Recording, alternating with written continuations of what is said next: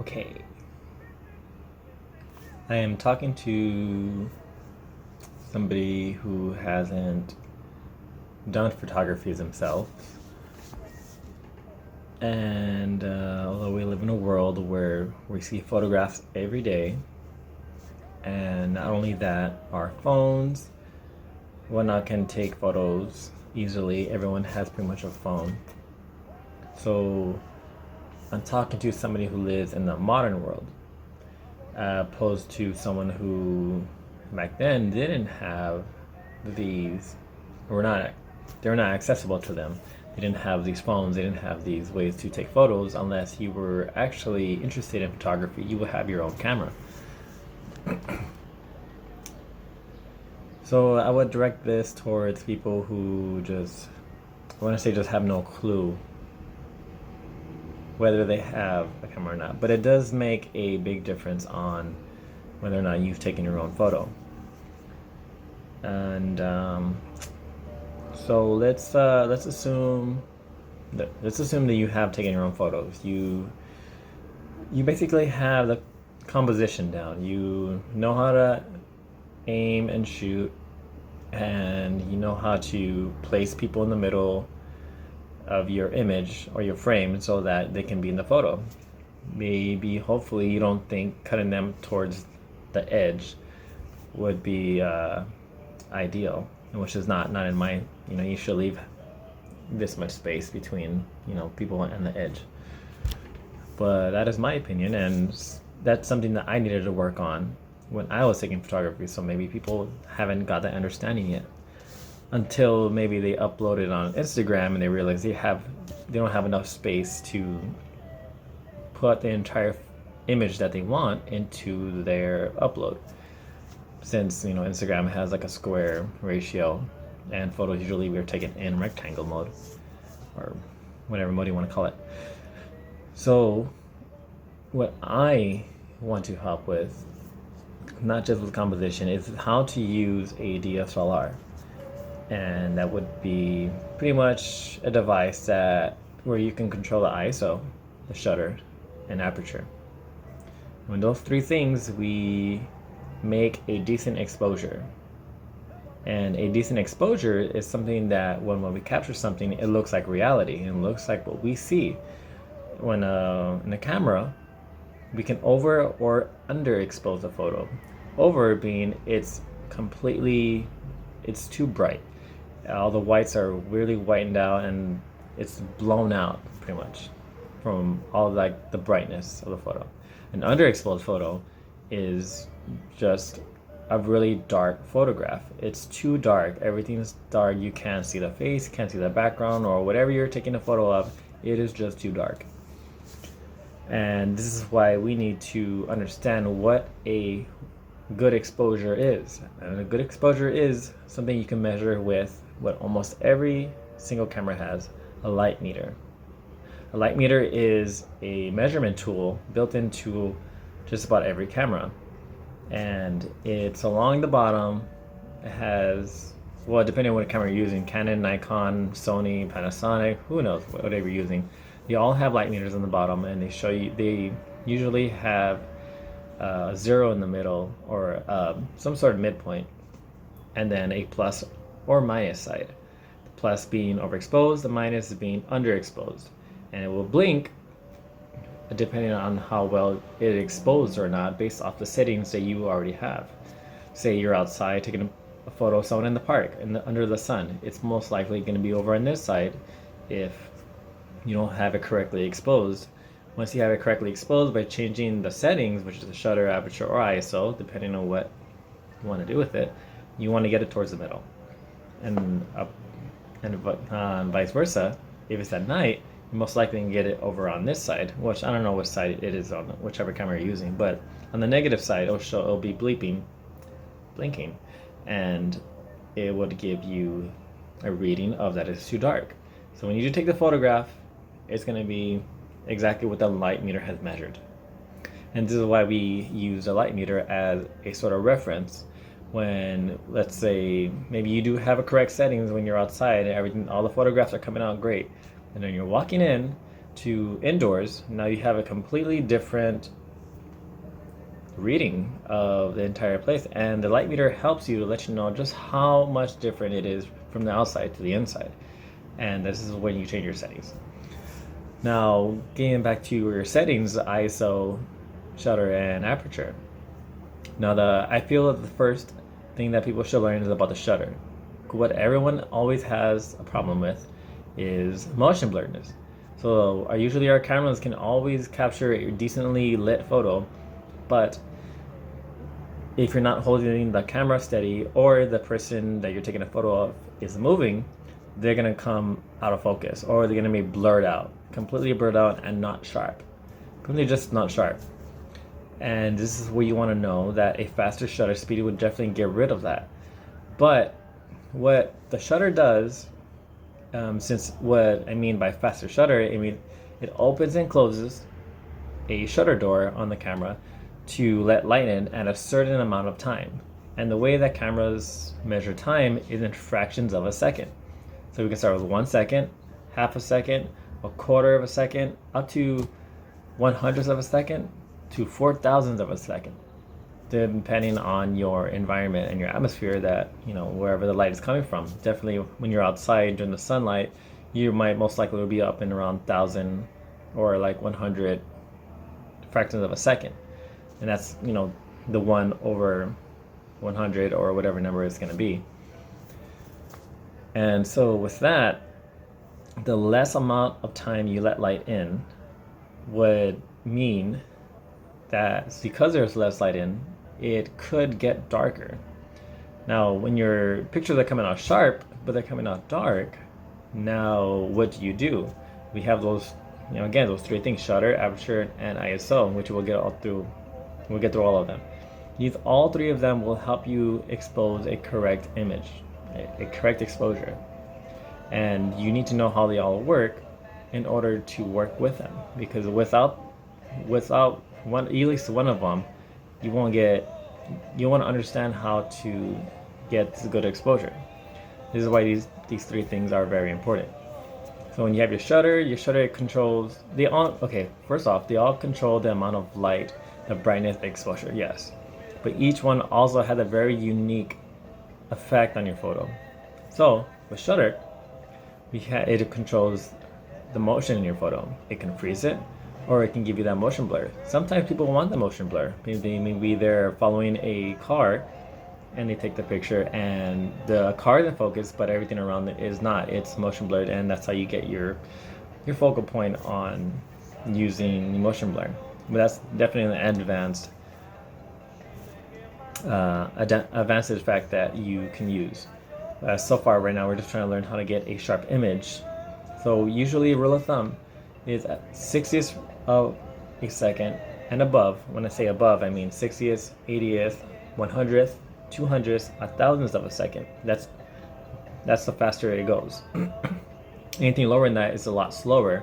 So 30th of a second, half a second, 1 second, it is way too slow. You have to be on a tripod in order to get a decently sharp photo, because you cannot hold a camera under those settings and have a still photo. We can't stand still that long. That's just how we are. And that's the rule of thumb is at 1/60th. Some people can get away with it, some people can't. Maybe they have to change to 100th. So like I said, changing to that faster shutter speed means less light coming in. With less light, that means your photo might come out a little more darker than you want it to be, even though you have that sharp image. When let's say you're taking photos of a sport, so you want to have sharp images, but they're gonna come out dark because you're letting less light in. So we want to let more light in, or we want to gain a better exposure in our photo. So we're gonna move on to aperture. Aperture is the opening of the lens. So that means we can control just how big the hole in the lens can be to let the light in. And of course we want as much light as we want. I mean, as much light as we can into the photo so we can get a brightly lit photo. But so that's the exposure part of it. The unique effect that aperture has on your photo is the background blurriness of your photo. If you've seen photos of portraits, you will notice that the background is most likely completely blurred out. it'd be blurred out and out of focus, but your portrait, your subject is completely sharp, and it's a very flattering image, you can say. You like the image, and it's like, wow, you really focus mainly only on this person, and you don't have to focus on anything behind it, and that's what makes it a good image. And the way you achieve that is when you have a large opening on your lens. By large opening, I mean when you look at the settings, you're looking at an f-stop. F-stop means f is your focal lens, and then stop meaning is a number of like which stop it is it on. And a lot of uh, economy lenses that usually come with a camera that are pretty much affordable, they usually start around 3.5 to 4.5, and then they can go up to 22 or 30 depending on which lens you get. That's usually the norm of how the what's available to you. If you pay a little extra more, maybe $800 to $1,000, you pay that much to pay for lenses that can go to f-stops that are up to 1.2 or 1.4, which is highly ideal if you're looking to do portraiture and you want that really blurred background. But you can still get away with it with the kit lens that usually comes with a lot of cameras that you buy for beginners, and which is usually, like I said, around 3.5 or 4.5. Around those two numbers is usually around the starting points. Anything under that, usually you have to pay a little extra. Those are for those fast lenses. Fast meaning they're fast because they let more light in, and you don't really have to worry about exposing your photo at a good exposure. It's definitely something you need to see an example of. But like I said, the more light you let in, the easier it is for you to adjust your shutter. And sometimes we want to adjust the shutter to be faster. And you want to be faster, it means less light, so you need more light from the aperture. More light coming in from the aperture means you can be more flexible on making a faster shutter to less light in to make that sharp image of something that is in motion. And that's two things, so we're stacking things on top. Now, the last thing we're going to talk about is ISO. ISO is the sensitivity of the film. So when photography first started, we had film to shoot with, and the film. A lot of films were made differently. Some were more sensitive than others, and this film, it's light sensitive, so it's not just one set that's sensitive. There's different sets so that they can you can get accustomed to whatever job you're doing, whatever environment you're in, whatever your specific needs are. And so the numbers, they usually start from 50 all the way up to 6400, anything higher than that, sure. But so that, again, that affects your exposure. The unique part about ISO is that they give grain. And when I mean grain, I mean if you were to use a high ISO that's very sensitive to light, which means can give you a good exposure, giving you more flexibility with your shutter, more flexibility with your aperture, closing it up if you want to have the aperture. If you close it up more, you get a more focused background. But right now we're talking about more of an open, much bigger opening, so for portraiture. So it doesn't, maybe the ISO might not be some issue, but just to keep in mind, rule of thumb, if you do need to increase your lighting, suppose you are in a dark area with a wide aperture and a low enough shutter speed that's where you can hold on to with your hand.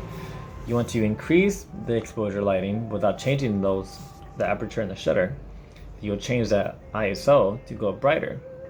But the brighter you go the ISO, or the number from 50 to 200 to 400, 600, 800, 6400, all the way up there, you introduce more grain onto your photo. And what I mean by that, when you take your photo and you zoom in, say on Photoshop or just somewhere in the computer, you will notice these grainy dots on your photos that make it not pleasing. to most people, probably to the majority, because these grains, they take away from your photo by not giving you sharpness and a lot of discoloration. And nowadays, cameras, even beginner cameras, are pretty good at taking photos at high ISO now. But it was definitely a problem when you didn't have a good film to work with, or image sensor on the digital side to work with. It would definitely be a problem, and you usually have to keep to 100 or 400 or 800 ISO. But nowadays we can be a little more flexible on that. But that's something that you definitely need to keep in mind if you want to raise your ISO in order to get a brighter exposure. Sometimes it's really necessary just to get that moment, because that moment is more important than just having a grainy photo, because we can always edit the photo to make it a little more pleasing. Although that's not something we should practice on doing. We should definitely take the photo right then and there and make it perfect right then and there. It's a lot easier than trying to fix it on Photoshop, because sometimes it would not be able to be fixed. So we have those three things: shutter, that controls the motion of a photo; aperture, that can control the depth of field. Depth of field is what, like the name suggests. It's the depth of the field that you're taking a picture of. So if I'm close and I have a blurry background, that is a setting that can be taken to keep in mind. If you want the background to actually be sharp, then you have to change your custom your settings to that. So we have your f 2.8. So that means f divided by 2.8 means it gives you a sort of a bigger number than f 22. It's just, so like I said, the f stands for the focal point of your lens. Your lens is, let's say it's a 50mm lens. Usually it's kind of the average in the middle stance of all lenses. So 50 divided by 2.8 is somewhat around 25, 30, somewhere like that.